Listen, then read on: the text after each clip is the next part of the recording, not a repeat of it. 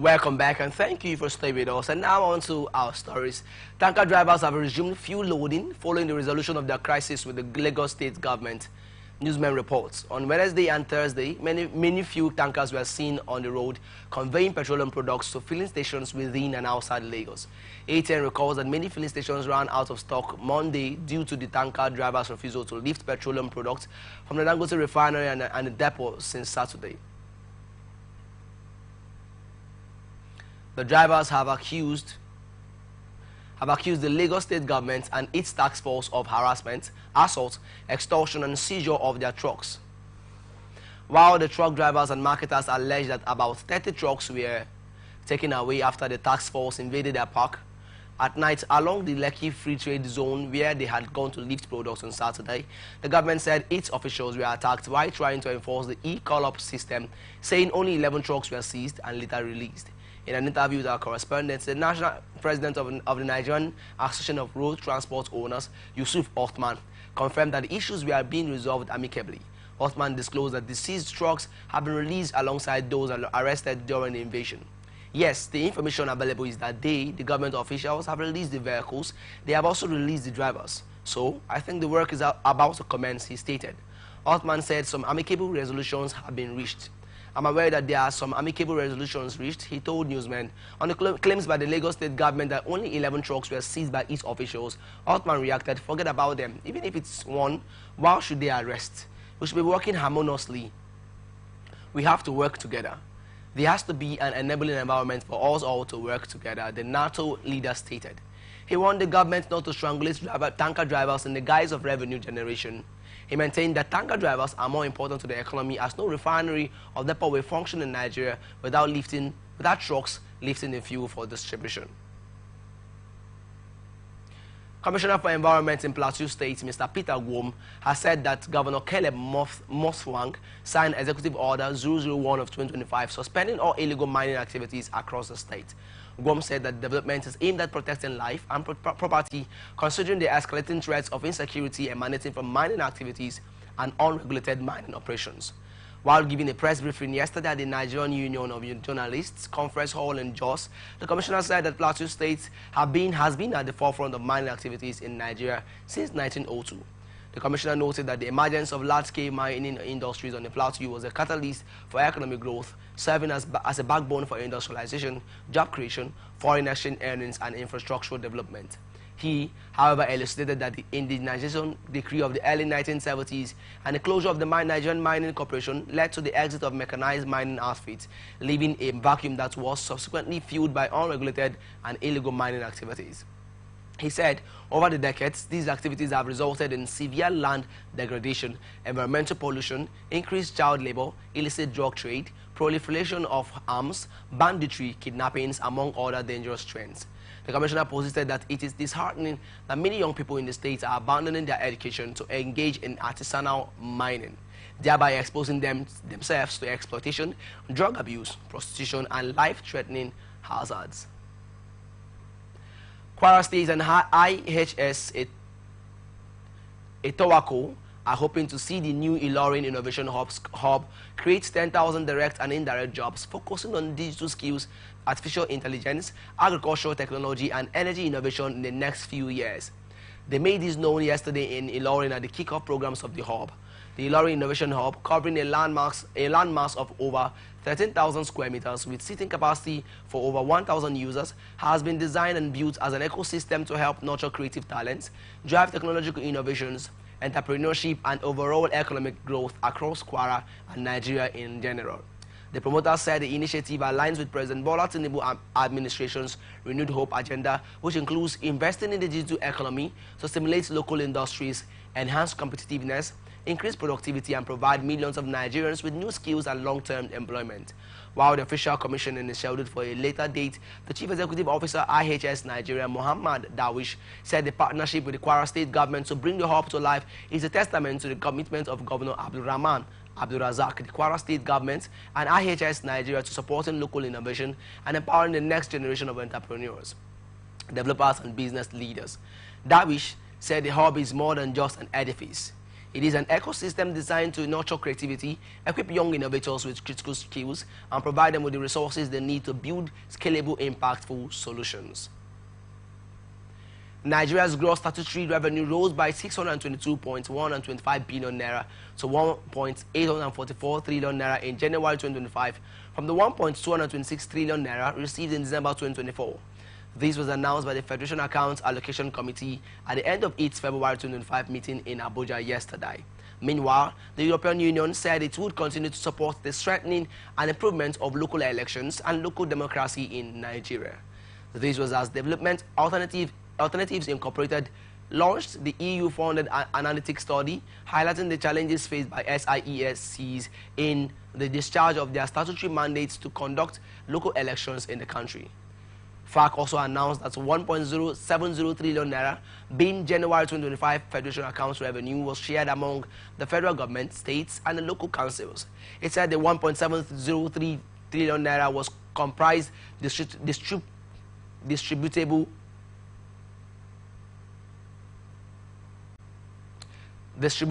statutory revenue of 749.727 billion naira, distributable value-added tax VAT of 718.781 billion naira, electronic money transfer levy of 20.548 billion naira, and augmentation of 214 billion naira. Beg your pardon. A communique was issued by FAC stated that a gross revenue of 2.641 million naira was available in January 2025. Total deduction for cost of collection was 107.786 billion naira, while total transfers, interventions, reforms, and savings was 830.663 billion naira. According to the communique, gross revenue of 771.886 billion naira was available from VAT in January 2025. This was higher than the 649.561 billion naira available in December 2024 by 122.325 billion naira. The communique further stated that from the 1.703 trillion naira total distributable revenue, the federal government received 552.591 billion naira, states received 590.614 billion naira, while local councils received 434.567 billion naira and 125.484 billion naira. 13% of mineral revenue was shared to the benefiting states as derivation revenue. As beleaguered Nigerians brace up for a hike in rates across major service sectors, beginning from tomorrow, March 1, such as the new ATM charges and telecom tariffs, the federal government yesterday announced plans to review electricity tariffs for Band B and C customers as part of efforts to improve the power sector and encourage investment. The Minister of Power, Adebayo Adelabu, reviewed this during the public presentation of the National Integrated Electricity Policy and the Nigerian Integrated Resource Plan in Abuja. Adelabu clarified that the review does not necessarily mean an increase in tariffs, but rather an assessment to enhance last year's progress and ensure the sector's growth. He stated that the government aims to invest in upgrading the country's dilapidated power infrastructure. He also expressed concern over the slow migration of customers to Band A, attributing the delay to the lack of investment from electricity distribution companies, DISCOs. According to him, the government is considering reducing the electricity tariff shortfall by increasing some end-user payments as the subsidy burden mounts in the power sector. The government also noted that the disparities in the billing system remain wide and must be bridged to encourage investment. The government reviewed that over 4 trillion naira is owed to electricity generation gencos and distribution companies, DISCOs, raising concerns about the sector's sustainability. Adelabu described this current pricing structure as unfair, noting that Band B customers who receive 17 to 18 hours of electricity daily pay 63 naira per kilowatt, while Band A customers with just 2 additional hours of supply pay 209 naira per kilowatt. He stressed that the tariff review would not necessarily mean an increase, but rather a restructuring to ensure fairness and boost investment in the sector. The minister further disclosed that the federal government owes 2 trillion naira to gencos as legacy debt, an additional 1.9 trillion naira in electricity subsidies for 2024, and 450 billion naira to DISCOs. He warned that the government could not sustain this subsidy model and would introduce a targeted approach to ensure that only those in need benefit. Federal government, states, and local government councils have shared a total of 1.0703 trillion naira in Federation Accounts revenue for January 2025. These amounts represent an increase of 19.6% or 279 billion naira from the 1.424 trillion naira shared from December 2024 revenue. According to a press release by the Director, Press and Public Relations at the Office of the Accountant General of the Federation, Bawa Mokwa, on Thursday, the 1.703 trillion naira total distributable revenue comprises 749.727 billion naira in statutory revenue.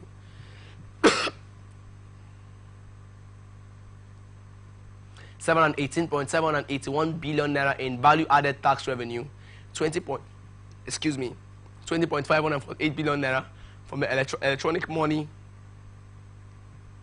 electronic money transfer levy, and 214 billion naira in augmentation. The statement was based on a communique issued by the Federation Account Allocation Committee after its monthly meeting. It noted that the total gross revenue for January 2025 amounted to 2.641 trillion naira, which was slightly higher than the 2.310 trillion naira December 2024 gross revenue. The statement read, a communique issued by the Federation Account Allocation Committee stated that total gross revenue of 2.641 trillion naira was available in the month of January 2025. Total deduction for cost of collection was 107.786 billion naira, while total transfers, interventions, refunds, and savings was 830.663 billion naira. Federal government has signed a cooperation agreement with Saudi Arabia's Halal Products Development Company, HPDC, to establish Nigeria as a leading player in the global halal market valued at $7.7 trillion. The agreement would facilitate investment, technology cooperation, and market access across key sectors, including food production, pharmaceuticals, finance, and livestock for both countries. Speaking on Wednesday during the signing ceremony at the Makkah Halal Forum in Saudi Arabia, Vice President Kashim Shettima pointed out that the partnership represents a game-changing opportunity to transform Nigeria into a global halal economic powerhouse. Represented by the Deputy Chief of Staff to the President, Senator Ibrahim Hassan Hadejia, Vice President Shettima said this collaboration is an important step in our ambition to not only tap into the lucrative halal market, but to establish Nigeria as a leading global player. We are committed to leveraging this collaboration to create jobs, attract foreign investment, and diversify our economy in line with the renewed hope agenda of President Bola Ahmed Tinubu. The agreement was executed with HPDC, a subsidiary of the Saudi Public Investment Fund, represented by its Chief Executive Officer, Fahad Al-Nuhait, in the presence of Saudi Arabia's Minister of Commerce, Dr. Majid bin Abdullah Al-Kasabi, Chairman of the Makkah Halal Forum's Organizing Committee, His Excellency Fawaz bin Talal Al-Harbi, and Chairman of Makkah Chamber of Commerce and Industry, His Excellency Abdullah bin Saleh Kamal. Chairman of the Presidential Tax Reform Committee, Taiwo Oyedele, has dismissed claims that the proposed tax reform bills are introducing an inheritance tax, noting that the proposed legislation only addresses family income taxation, which he said has long existed in Nigeria. While the Manufacturers Association of Nigeria, MAN, commended the federal government for introducing 4 executive bills to reform administration in the country, it called for an end to the unlawful levies by non-state actors. Also, a Southwest socio-political group, Yoruba Ronu Leadership Forum, backed the position of the Comptroller General of Nigerian Customs Service, NCS Bashir and the Adeniyi, on the proposed tax reform bill. Speaking at the public hearing on the tax reform bills yesterday, Oyedele said the sections which were misinterpreted as imposing an inheritance tax merely clarified the taxation of family income derived from property rent. His clarification comes amid concerns by some stakeholders that the reform bills would introduce an inheritance tax on those who inherit money or property from a deceased person. Representative of the Arewa Consultative Forum, Yerima Ngama, said the provision was not acceptable to the North. Then we have this issue of inheritance tax. I know this issue has been mentioned all over. They should remove it from this law. Leave it to states and local councils to administer, because we have different cultures, different religions. That one is not acceptable to our people. The former Minister of State for Finance said. Oyedele maintained that it was Section 4, Paragraph 3 of the Nigerian tax bill that was misinterpreted as introducing inheritance tax. He said the principle was not new and already enshrined in the Personal Income Tax Act under Section 2, Paragraph 5. Stakeholders in the Nigeria oil and gas sector yesterday raised concerns over post-divestment issues in the sector as Nigerian Upstream Petroleum Regulatory Commission NUPRC seeks $2.5 billion gas investment. Speaking at the Nigerian International Energy Summit, players in the upstream sector insisted that the country is underutilizing the potential in the deepwater subsector. The Commission Chief Executive of NUPRC, Benga Komolafe, noted that the potential of the Nigeria Gas Flare Commercialization Program, NGFCP, to unlock $2.5 billion in investment. It's to generate significant revenue and create jobs while enhancing Nigeria's transition to cleaner energy. Komolafe also reaffirmed to community development, feeling that 154 trusts have been established under the Petroleum Industry Act PIA 2021 with contributions exceeding 78.8 billion naira and $1 million for local projects. As stakeholders urged operators to focus at the meeting, said Nigeria has a lot of untapped opportunities in offshore fields, stressing that some reservoirs remain underutilized despite their world-class potential. They advocated a phased development approach that leverages existing infrastructure in partnership among companies. Revenue Mobilization Allocation and Fiscal Commission has warned states and local government councils against adopting its remuneration reports for political, public and judicial office, opening of a one-day workshop on the role of the state executives and legislatures in implementing the recommendations of the lapses in the implementation of the remuneration reports at the state and local government level, the federal level for political, public and judicial office holders, and enactment of state laws, he noted. He said such actions contravene the constitutional provision concerning remuneration, executive and legislature and other operators, the remuneration packages, and advised the executive and legislative arms at the state level to adhere strictly to the provisions of the 1999 Constitution in implementing the remuneration package for political and public office holders. Nigerian Association of Chambers of Commerce, Industry, Mines and Agriculture, NASIMA, and the Organized Private Sector of Nigeria, OPSN, have submitted a memorandum to the National Assembly opposing the proposed taxation of the free trade zones. NASIMA and OPSN called on the National Assembly to remove sections F changes in the tax bill, which introduce mandatory minimum tax rates, which subject FT Oye, who is also the chairman of the OPSN, highlighted key recommendations, including the removal of the proposed tax provisions affecting FTZ Authority OGFZZA laws to maintain tax incentives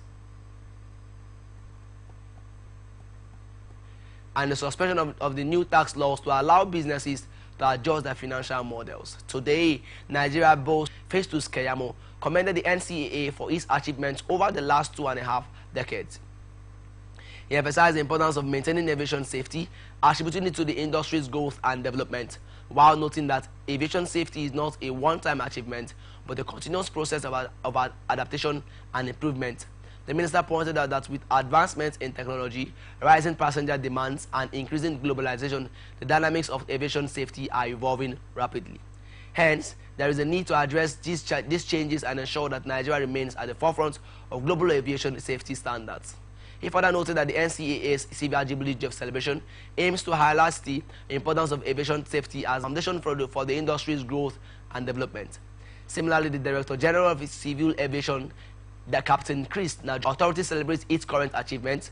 We must also look ahead to embracing new technologies, improving operational efficiencies, and fostering partnerships that will elevate our aviation industry to even greater heights.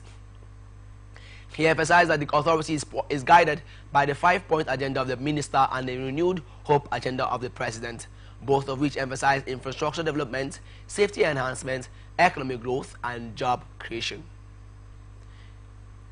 In its bid to enhance the liquidity of the Nigerian electricity supply industry, the federal government has said it is considering plans to regularize the electricity tariffs to address disparities in the current billing system % of the total 12.82 million power consumers nationwide. However, this plan by the government was opposed by power consumers and members of the organized private sector who wondered why the government had continued to hike the cost of commodities in various sectors of the economy. This comes as the government admitted that it currently owns the 24 power generation companies and 11 electricity distribution companies operating in the country over 4 trillion naira in electricity subsidy. The Minister of Power, Adebayo Adelabo, made this known at the public presentation of the National Integrated Electricity Policy and Nigeria Integrated Resource Plan on Thursday in Abuja. The NIEP initiated in 2020 developed through a collaborative effort involving power sector professionals and donor partners, including the Development Bank, the World Bank, the United Nations Development Program, the Dutch Gesellschaft for International Zusammenarbeit, the Tony Blair Institute, Nigeria Infrastructure Advisory Facility. ATN reports that